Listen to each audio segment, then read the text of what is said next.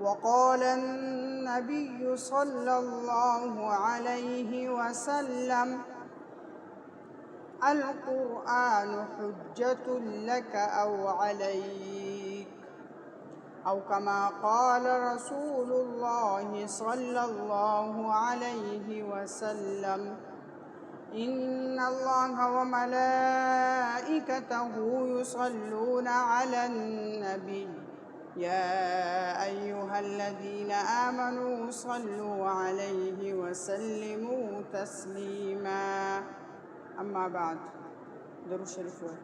اللهم صل على محمد وعلى آل محمد كما صليت على إبراهيم وعلى آل إبراهيم إنك حميد مجيد. اللهم بارك على محمد وعلى آل محمد كما باركت على إبراهيم وعلى آل إبراهيم إنك حميد مجيد. عزیزانو مشرانو، د یو طالب العلم په حیثیت ستاسو مخ ته حاضر یم. یو اهم موضوع باندې یو څو خبرې کول غواړم چې هغه موضوع ده زمونږ د معاشرې بګړاو، زمونږ د معاشرې خرابوالی، او د دې خرابوالي وجه هغه د قرآن کریم نه لرېوالی او د قرآن کریم باندې عمل نه کول دي. عزیزانو مشرانو، ستاسو په وړاندې ما د قرآن کریم یو آیت مبارکه هغه تلاوت کو چې رب العالمین فرمایي کتاب انزلناه الیک مبارک. کتاب دا یو داسې کتاب دی انزلناه چې نازل کړی دی مونږه اے نبی کریم صلی الله علیه وسلم پتا باندې. مبارک یو مبارک کتاب دی. کتاب انزلناه الیک مبارک د څه دپاره نازل شوی دی؟ لیدبروا آیاته، چې تاسو تدبر وکئ، غور وکئ، فکر وکئ، سوچ وکئ، وضاحت وکئ، تشریح د دې وکئ د دې د آیاتونو. ولیتذکر اولو الالباب، او نصیحت واخلی د دینه د پاره د دې چې نصیحت واخلی تاسو د دینه. کم خلق؟ هغه خلق اولو الالباب چې هغه د عقل خاوندان دي. قرآن کریم کې رب العالمین فرمایي چې اے نبی کریم صلی الله علیه وسلم دا قرآن کریم ما پتا باندې نازل کړی دی. د څه دپاره مې نازل کړی دی؟ یو دا چې تاسو غور او فکر وکئ په دې باندې، سوچ وکئ، او بل دا چې د عقل خاوندان د دینه نصیحت واخلي. نن سبانۍ معاشره هغه چې زمونږ خرابه ده، د هغې غټه وټه ده زمونږ د قرآن کریم نه لرېوالی اختیار کړی دی او قرآن کریم مونږ خپل کړی نه دی. نبی کریم صلی الله علیه وسلم فرمای القرآن حجت لک او علیک. دا قرآن کریم با پتا باندې یا حجت وي او یا بستا د پاره حجت وي. مطلب د حدیث مبارکه د رسول الله صلی الله علیه وسلم دا دی چې دا قرآن کریم با یا پتا باندې دلالت کوي په دې خبره باندې چې د قرآن کریم چې دی بنده هغه زما خدمت نه دی کړی، زما باندې عمل نه دی کړی، ما چې کم حقوق، کم اصلاحات، کم معاشري اصلاحات دل ورکړي، کم خبرې ما دل ورکړي وي د خپلول پکار هغه د نه دي خپلې کړي. او یا به پتا باندې دلالت کوي چې ای الله دې بنده زما ډېر خدمت کړی دی، ما چې دله کم اصلاحات، کمې خبرې ما ته ښوولې وي، د په ما باندې عمل کړی دی. نو عزیزانو مشرانو، زمونږ دا معاشره دا چې خرابه ده، اصل وجه د دې د قرآن کریم نه لرېوالی دی. زمونږ د معاشرې معمولي خبره چې هغه نن سبانۍ زمونږ د معاشرې د بګړاو سبب ګرځېدلی دی، هغه په قرآن کریم کې قرآن کریم مونږ ته رسول الله صلی الله علیه وسلم او رب العالمین په قرآن کریم کې په رسول الله صلی الله علیه وسلم باندې دا ټولې خبرې هغه نازلې کړي دي. یوه خبره چې زموږ معاشره د هغې د وجې نه خرابه ده، هغه ده د یوې خبرې تصدیق نه کول. یو خبره د هغې تصدیق نه کول چې آیا دا خبره صحیح ده صحیح نه ده، دا خبره چا کړې ده، څنګه یې کړې ده. قرآن کریم کې رب العالمین فرمایي یا ایها الذین آمنوا ان جاءکم فاسق بنبأ فتبینوا ان تصیبوا قوما بجهالة فتصبحوا على ما فعلتم نادمین. و ای د مؤمنانو، ای هغه کسانو چې تاسو مؤمنان یئ چې تاسو ته کله یو خبره راشي نو تاسو د هغې تصدیق کوئ.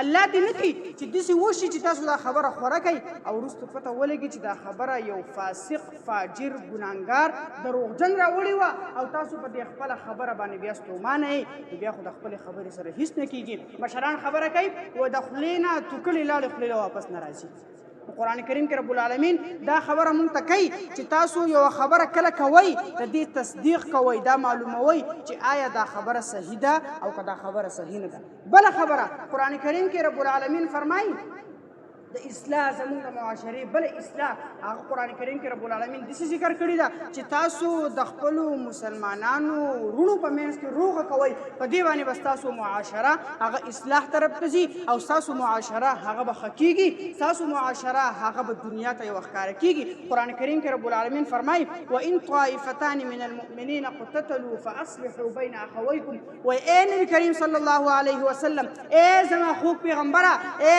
زما عاشقه چرته تا ته یو دوه ډلې راشي او دې دواړو ډلو په خپلو کې قتل و غارت جنګ کړی یا یو بل نه څوک قتل کړي یا یو بل ته بل څه ویلي نو ته د دې دواړو ډلو په منځ کې روغه وکړه دشمنی مه زیاتوه د دې دواړو په منځ کې روغه وکړه وان طائفتان من المؤمنین اقتتلوا فاصلحوا بین اخویکم د دې دواړو په منځ کې روغه وکړه او بل ځای رب العالمین فرمایي چې دا مؤمنان د معاشرې د اصلاح دپاره چې دا معاشره زموږ د اصلاح جوړه شي زموږ دا معاشره ښکلې شي یو بل اصول په قرآن کریم کې رب العالمین نازل کړي دي چې ای مؤمنانو انما المؤمنون اخوة فاصلحوا بین اخویکم ای مؤمنانو تاسو په خپلو کې رونه رونه یې د یو بل په منځ کې روغه وکئ د یو بل تربوران مه جوړېږئ د یو بل دشمنان مه جوړېږئ یو بل ته په زړه کې خیرې مه ساتئ تاسو یې انما المؤمنون اخوة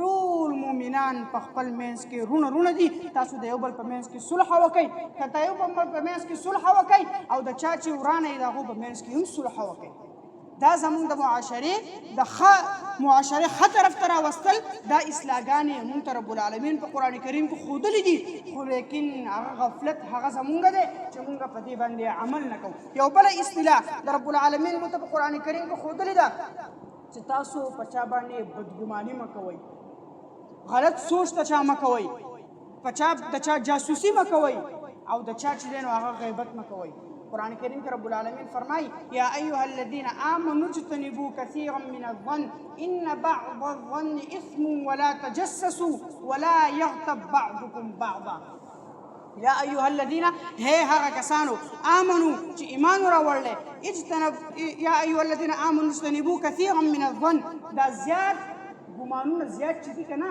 کثیرا من الظن دا زیات ګمانونه په یو بل باندې مه کوئ ولې مه کوئ ان بعض الظن اثم دا بدګماني چې ده دا یوه ګناه ده یو لویه ګناه ده بدګماني دا یو لویه ګناه ده ولا تجسسوا د یو بل جاسوسي هم مه کوئ دوه کسان په منځ کې لګیا دي ته ورته شاته ولاړې دا څه خبره کوي څه جاسوسي را پټ پټ ته ولاړې یو ځای ولاړې بل ځای ولاړې رب العالمین فرمایي ولا تجسسوا د یو بل جاسوسي مه کوئ یو بل ته ګورئ مو د یو بل جاسوسي مه کوئ نبي کریم صلی الله علیه وسلم باقاعده حدیث شریف دی چې کله یو دوه مسلمانان یا درې مسلمانان د یو بل په منځ کې ځانه څه خبره کوي د دو د اجازت نه بغیر ته د دو خواله هم نشي تللی د دونه به اول اجازت اخلي وروسته به بیا د دو خواله ځي د دونه به اول اجازت اخلي وروسته به د دو سره خبره کوي د دونه به اول اجازت اخلي د سلام په آدابو کې هم دا دي چې سلام یو اهمه فریضه ده د سلام په آدابو کې هم دا دي چې کله یو سړی د قرآن کریم تلاوت کوي یا دوه مسلمانان د یو بل په منځ کې خبرې کوي یا یو سړی واړه بول کوي یا واړه بول اودس وچوي په دو باندې به سلام نه اچوي یو اهمه فریضه ده خو بیا هم چې دوه مسلمانان په یو بل په منځ کې خبرې کوي د دو په منځ کې به د دو خبرو ته به ته نکتی دا ویل شي جاسوسي ولا تجسسوا یو بل جاسوسي مه کوئ ولا یغتب بعضکم بعضا او تاسو غیبت مه کوئ د یو بل غیبت ویلی کېږي څه ده غیبت ویلی کېږي یو غایب مسلمان د هغه خبره بل حاضر کس ته کول مثلا یو کس لګیا دی د بل کس په لکه مونږ ورته نن سبانۍ معاشره کې مونږ ته میدان ګرمي وایو یو مجلس کینی یو محفل کینی د یو کس په سر باندې خبره شروع کی دا هغه برایي بیانوي دا هغه ښه نه بیانوي څه ویلی کېږي غیبت نو رب العالمین فرمایي ولا یغتب بعضکم بعضا تاسو چې دی هغه د یو بل غیبت هم مه کوئ بله خبره د اصلاحي معاشرې دپاره قرآن کریم کې رب العالمین فرمایي که نه وایي دا مسلمانان چې دي که نه دا ټول د یو بل سره برابر دي. څنګه برابر دي؟ دقه شان د دوه ګوتو په شان برابر دي. په دې کې ښه او بد نشته، ښه او بد شته، خو د هغې طریقه ښوولې ده. رب العالمین فرمایي یا ایها الناس انا خلقناکم من ذکر وانثى وجعلناکم شعوبا وقبائل لتعارفوا ان اکرمکم عند الله اتقاکم. یا ایها الناس ہے هغه خلقو انا خلقناکم من ذکر وانثى ما تاسو پیدا کړی یې سړي او ښځې وجعلناکم شعوبا وقبائل او تاسو ما پیدا کړی یې په ډلو ډلو کې د څه دپاره لتعارفوا چې تاسو په یوې ډلې باندې بله ډله وپېژنئ. دا یې نه دي ویلي چې یوه ډله به بله ډلې ته سپک ګوري، دا یې نه دي ویلي چې یوه ډله به کمزوري بله ډله به غالب وي، دا یې نه دي ویلي چې یوه ډله هغه به ښایي بله ډله به بدی. بیا ویلی دي چې په تاسو کې ان اکرمکم عند الله اتقاکم، په تاسو کې بهترین ډله هغه ده چې هغه تقوا اختیار کړي. تقوا مطلب دا دی چې د قرآن کریم نه ځان خبر کړي، د رب العالمین نه ویری کړي، دې کې ویل کېږي تقوا. نو ډلې او دا مسلمانان ټول انا خلقناکم من ذکر و انثى تاسو ما سړي او ښځې پیدا کړي دقه دوه ډلې دي، یو سړي او یو ښځې. په دې کې بیا دا ډلې ډلې چې جوړ شوي دي، خیلونه جوړ شوي دي او دا مختلف شعبې جوړې شوي دي. دا د دې لپاره دي چې صرف یوه ډله بله ډله په دې نوم باندې وپېژني. لکه څنګه چې د انسانانو د هر کس جدا جدا نوم دی، دقه شان په دې ډلو باندې هم خلک یو بل پېژني. خو د دې کې کومه بیا چې کوم بهتري خلک ورکوي نو بهتري چې د هغه رب العالمین قرآن کریم کې فرمایي ان اکرمکم عند الله اتقاکم، چې په تاسو کې بیا بهتره او عزتمنه ډله هغه ده چې هغه تقوا اختیاروي، د رب العالمین نه یریږي. اصلاحي معاشره کې زمونږ اصلاح جوړیږي، په هغې کې یوه خبره رب العالمین فرمایلې ده چې د خپلو رشته دارانو سره، د مسکینانو سره، د فقیرانو سره د دوی سره ښه کول. رب العالمین فرمایي وایتاء ذي القربى وینهى عن الفحشاء والمنکر. تاسو چې دی خپل مسکینانو ته، فقیرانو ته دوی ته چې کم کم حقونه د دي هغه دوی له ورکوي. او یتیم په باره کې رب العالمین فرمایي ولا تقربوا مال اليتيم، د یتیم مال ته نږدې کېږئ هم. دا نه وایي، دا خبره یاد وساتئ، رب العالمین یو عظیم کلام هغه نازل کړی دی، داسې مبلغ مدقق او تحقیق نه ډک کلام چې رب العالمین فرمایي ولا تقربوا مال اليتيم. تأکلو نه دی ویلی تاسو د یتیم مال مه خورئ. د یتیم مال خوړل خو یوه لویه خبره ده چې یو معمولي خبره چې رب العالمین وایي ته د یتیم مال ته نږدې کېږه هم چې ته د یتیم مال ته نږدې شي، ته په ذهن کې دا سوچ راولې، په زړه کې دا خیال راشي د یتیم دا مال به زه وخورم. خوراک هغه خو یو ډېره غټه خبره ده. رب العالمین فرمایي ولا تقربوا مال اليتيم، د یتیم مال ته مه نږدې کېږه. بل ځای کې د اصلاحي معاشرې لپاره قرآن کریم کې رب العالمین فرمایي ولا تقربوا الزنا. زنا هغه ته نږدې کېږه مو، داسې نه و چې زنا مه کوه. زنا کول لویه ګناه ده، خو کم کار چې زنا ته خلک هغه اماده کوي، تا یو زنا طرف ته راکاږي، تا ته وایي چې ولا تقربوا الزنا، هغه کار ته هم مه نږدې کېږه. زنا چې کوم یو کار ته نږدې کول غواړي، یو کار هغه ته زنا ته نږدې کوي، یعنې بدنظري کول، فحاشي کول، دغه شانتې دې ته هم مه نږدې کېږه. بل ځای رب العالمین قرآن کریم کې د اصلاحي مباشرې لپاره وایي چې د اصلاحي معاشره ستا ټیک شي، وایي ته ناحق قتل مه کوه، ناحق قتل مه کوه. ولا تقتلوا النفس التي حرم الله الا بالحق. ناحق قتل هغه مه کوه. دا زمونږ د اصلاحي معاشرې لپاره رب العالمین مونږ ته یو سبق راکړی دی چې ستا معاشره به هله ټیک کېږي چې ته په دې یو څو خبرو باندې او داسې مختلف خبرې په هغې باندې تعامل وکړې، نو ستا معاشره به هغه اصلاح شي، ستا معاشره به هغه ټیک شي. بل ځای قرآن کریم کې رب العالمین هغه وایي ته چې کومه وعده وکړې د چا سره که نه، هغه وعده پوره کوه.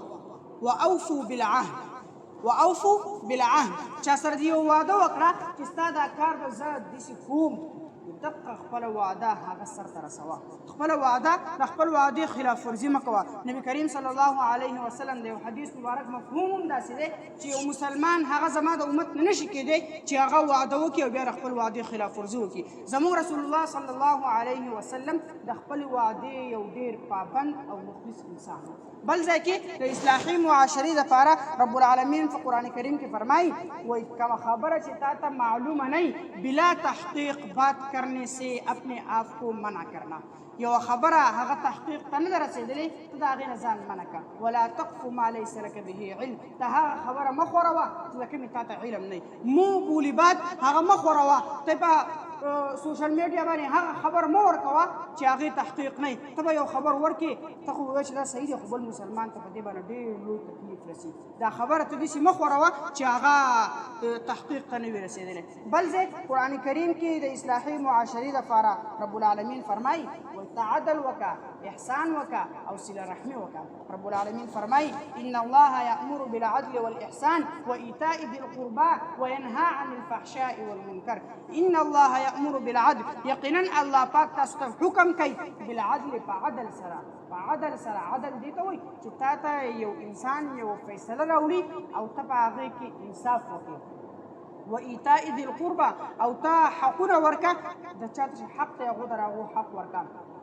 وینهى عن الفحشاء او تمنه شه د نارواو کارونه، وینهى عن الفحشاء والمنکر او د بدو کارونه، والبغي او د سرکشۍ نه. بل ځکه رب العالمین قرآن کریم کې فرمایي ان الله یأمر ان تؤدوا الامانات الى اهلها.